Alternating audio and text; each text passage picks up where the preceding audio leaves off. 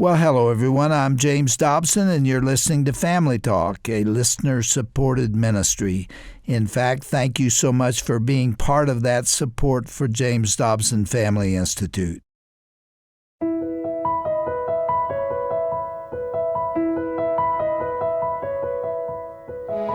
Hi, everyone. Dr. Tim Clinton. Welcome to Family Talk, the broadcast division of the Dr. James Dobson Family Institute. Today, Dr. Dobson and I are so pleased to present an amazing interview with the 70th Secretary of State for the United States, Secretary Mike Pompeo. This is going to be a fascinating and encouraging conversation as we discuss the strong faith of Secretary Pompeo and his reflections on our country and culture. Let's jump right in. And remember, 2022 is going to be a critical year for righteousness and culture. If there's ever a time to stand strong together, it's now. Let's go now to Secretary Mike Pompeo here on Dr. James Dobson's Family Talk. Mr. Secretary, thank you for joining us. Dr. Dobson sends his regards. He has such respect for you and the work that God's been doing in and through you. Well, we, Susan, Nick, and me, love Dr. Dobson and his wife, and they have for decades been in this fight to speak with truth and with clarity about the Lord and about Jesus Christ as our Savior and about the central nature of the family in the United States of America. If I've done a little bit of good work to help him and his organization at any point in my life, it's something I'm deeply proud of. It's been a delight to spend some time with you and to learn a little bit more about what's happening in your life, your family, and so much more. But as we get started, just a little bit going on in the country right now. Quite a bit has happened since you've left office. You're out there in the front lines every day. You're canvassing the country, the world. What are you seeing? Where do you think we're at? Well, Tim, this administration and the Senate and the House, too, have taken this country in a direction that is fundamentally at odds with the things that have made America so special and so great. They have adopted a progressive, secular line of thinking that has led to policies that are really bad for families, for young people, for our school system, all these things that you can see becoming at the center of what they are trying to do. The good news is I've also seen enormous fight in America.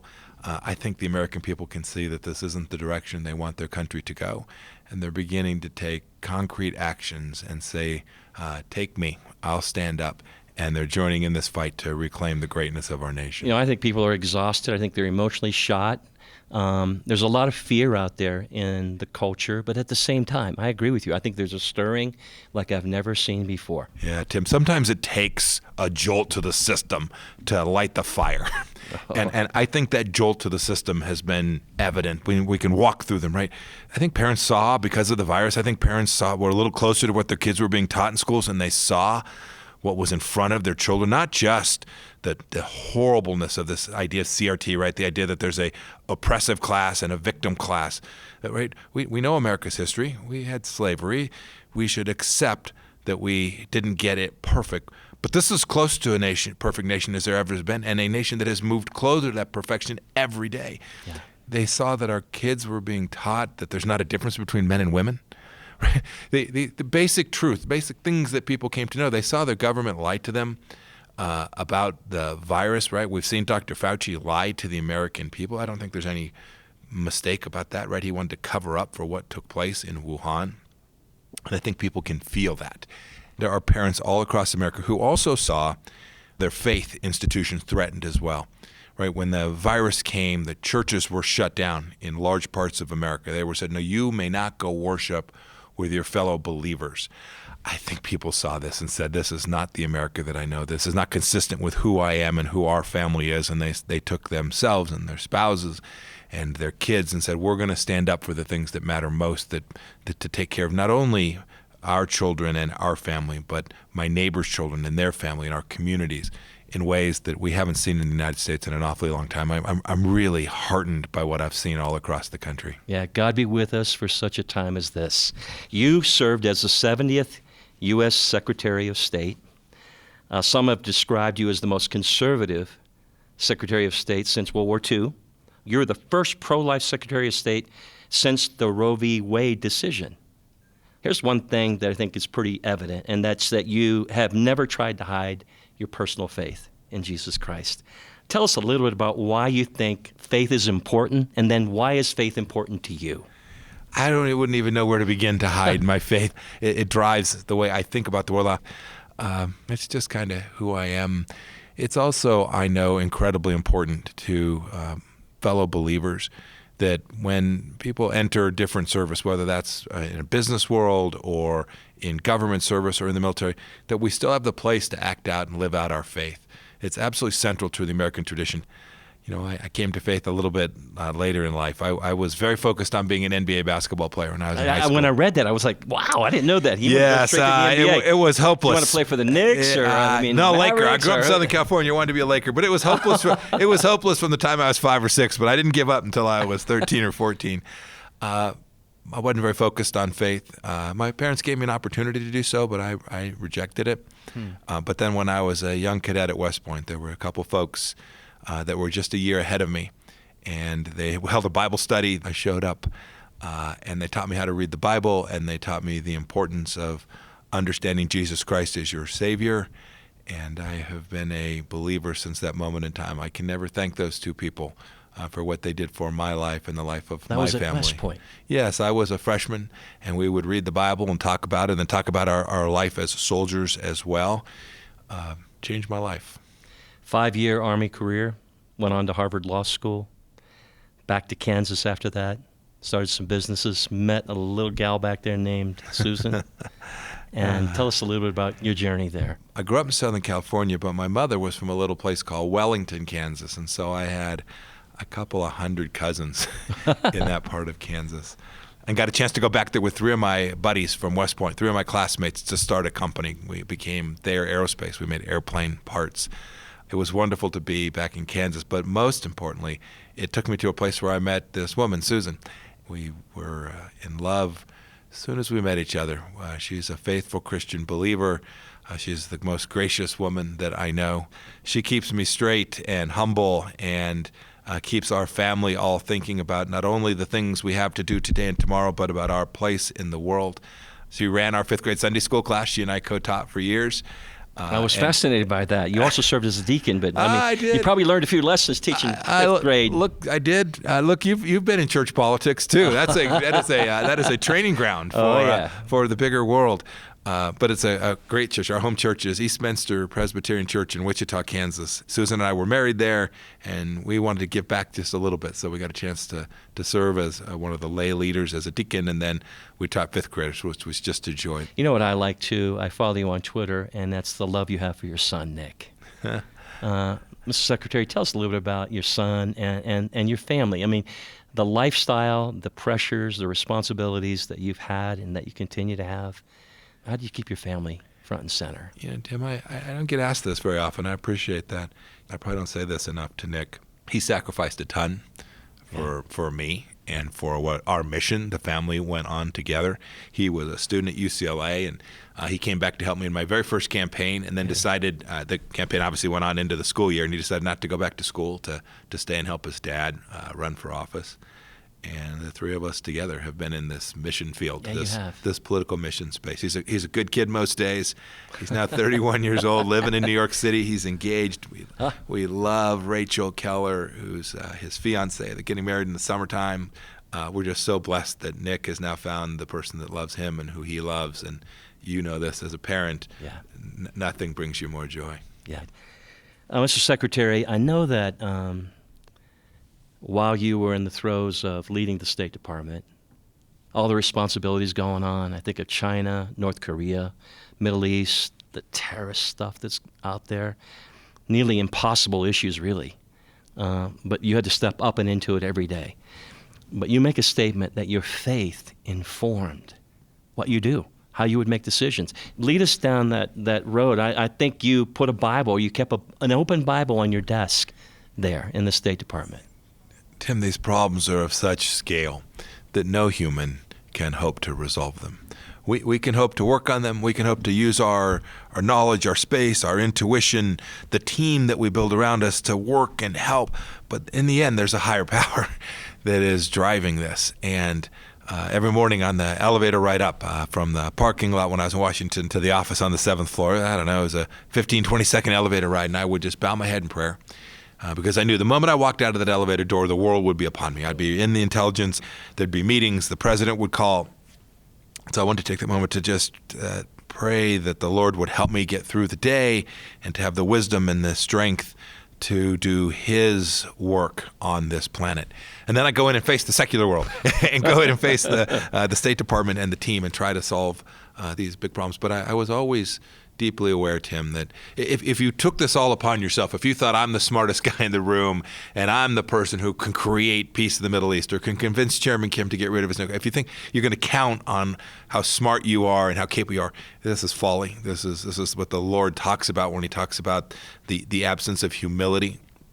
Just prayed to the Lord that He would help provide me the guidance to be a part of the journey to try and deliver better outcomes for people, not only in our own country, but around the world. You spoke recently at a gathering event here for Dr. Dobson and the ministry. It was deeply encouraging and moving and hopeful.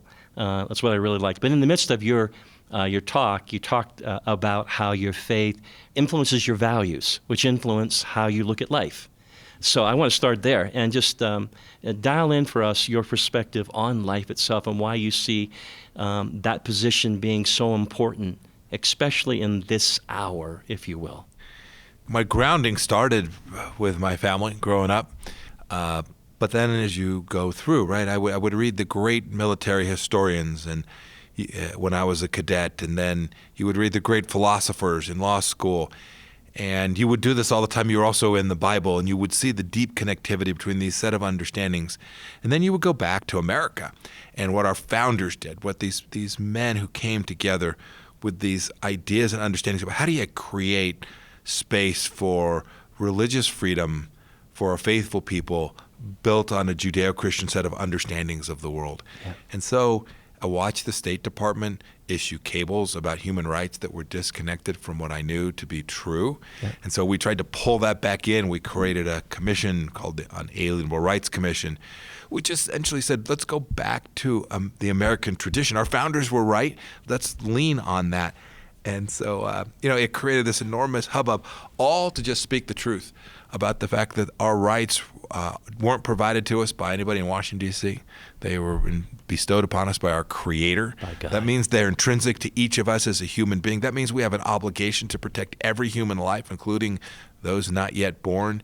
And we worked and we banged away every day to try and deliver those very set of outcomes. The policies that the administration ends up, right? The policies are downstream from the values and the culture that we create.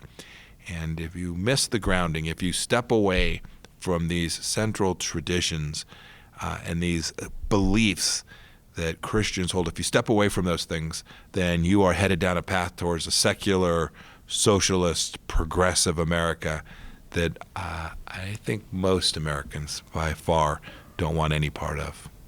While under the Trump administration, you guys ended taxpayer funding used for abortions overseas. You were big time focused on, and you fought and exposed human trafficking. All this relates back to this concept of life.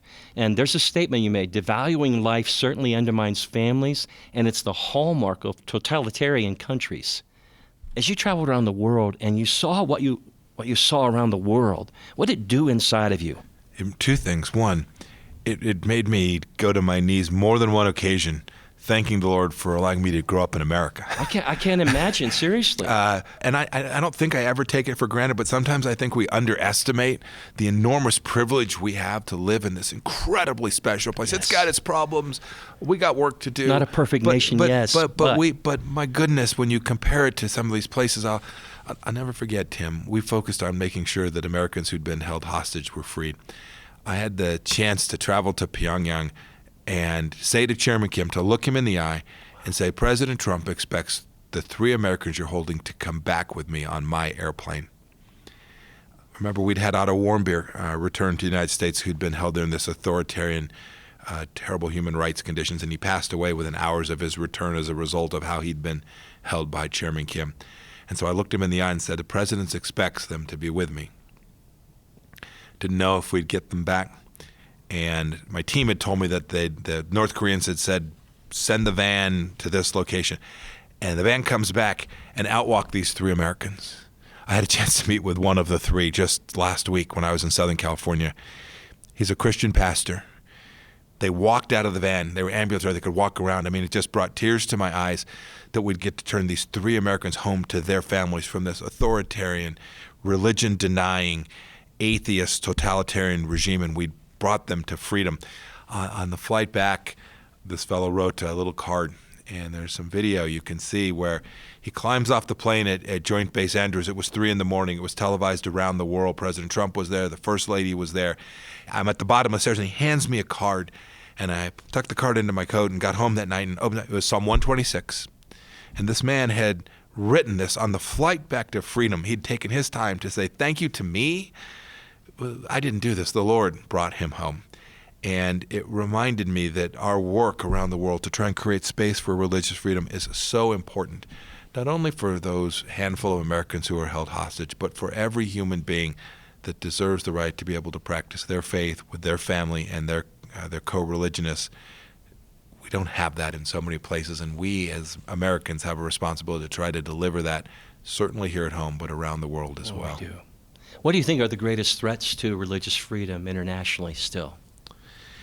One of the greatest threats is that America will abandon the field. Wow. And this administration, to some degree, has done that. The Biden administration has placed climate change where we used to talk about religious freedom. Indeed, I saw a tweet from their International Office of Religious Freedom that said, religious leaders should come together in the world to work on climate change. No, religious leaders should come together to pray, whether that's in their faith or my faith. They should come together to pray and to build and to foster religious freedom around the world, not to work on a top-down political model of tyranny and a secular outcome. Yeah. So the biggest risk is that we'll walk away from advocating for this. And then there is the cultural decline that is taking place in lots of parts of the world. Europe is largely secular today. Christianity is rising in parts of Africa and South America. We need to nurture and encourage that. But totalitarian regimes around the world, including perhaps foremost among them the Chinese Communist Party, is working to thwart that and denying religious freedom, persecuting not only Christians but faithful people from every religion. And we need to, at the very least, shine a light on that. I know some listening would say, Tim, ask about our country. What are the greatest threats to religious liberty here? Too much power in the hands of a few.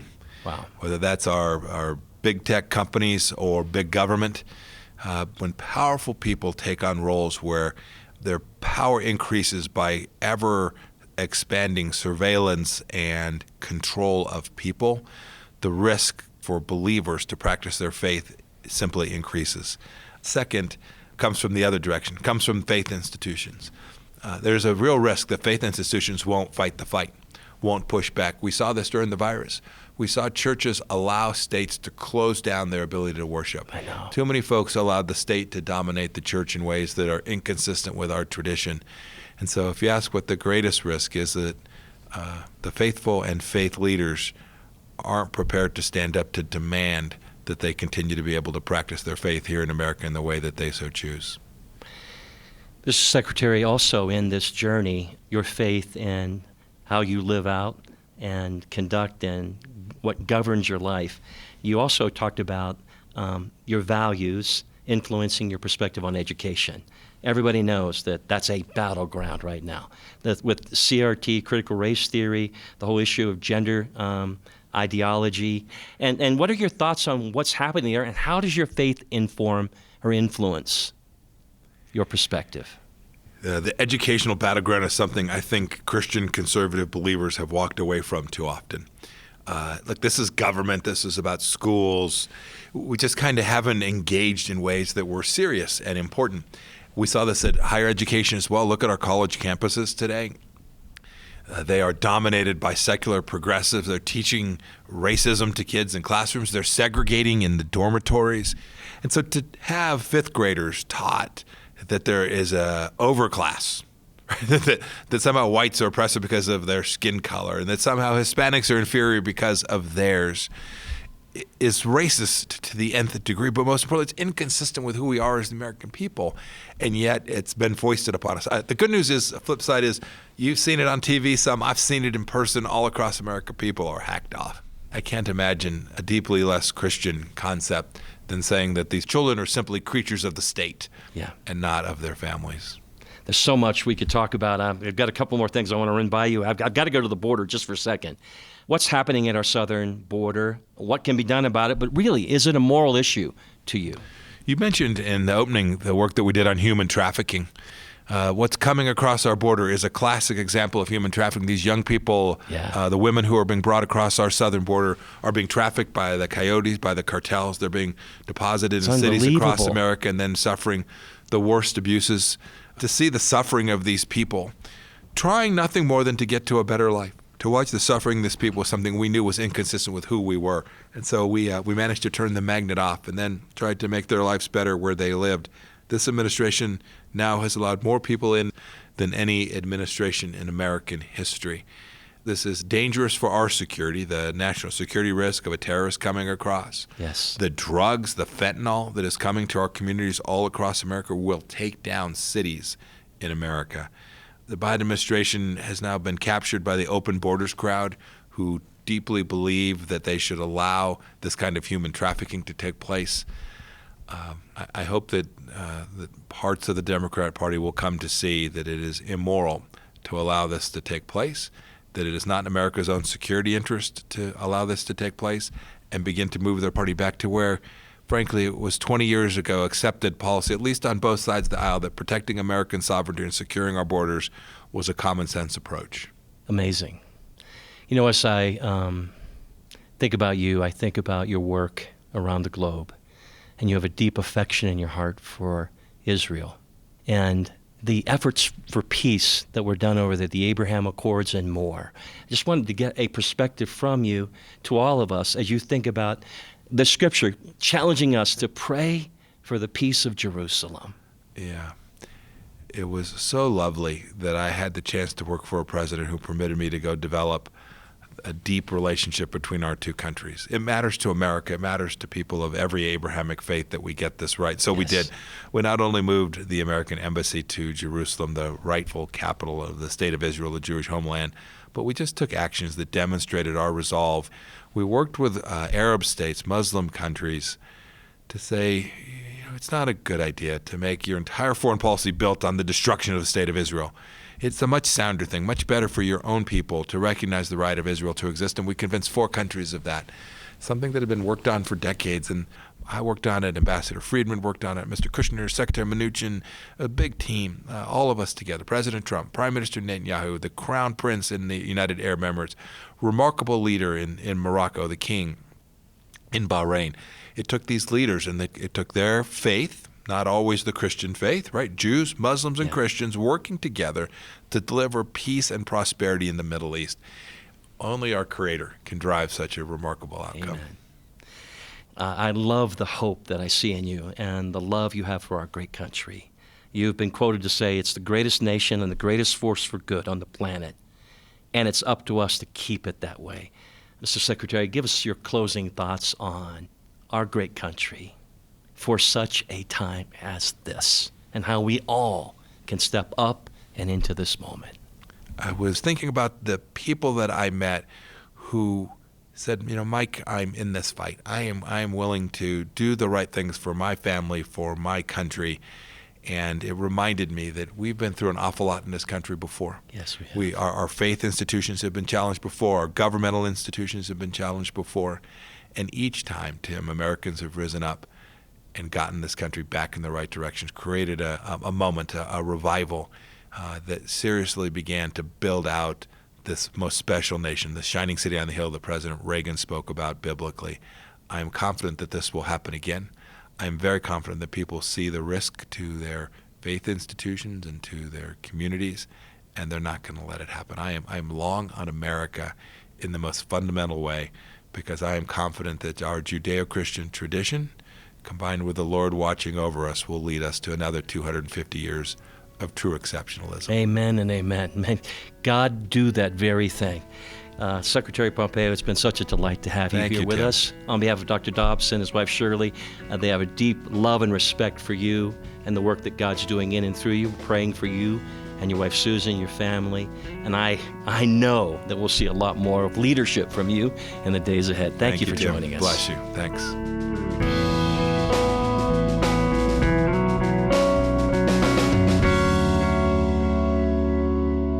Well, this concludes our special one-on-one sit-down interview featuring our own Dr. Tim Clinton with his special guest, the 70th Secretary of State for the United States of America, the Honorable Mike Pompeo. Keep your eye on Mike Pompeo. He has big plans coming for 2022. Now, in closing, a reminder, the National March for Life Day is coming up Friday, January 21st. Make plans to get out and let your voices be heard. Well, that's all the time we have for today. Keep standing up for all precious human life, and be sure to join us again tomorrow for another edition of Dr. James Dobson's Family Talk.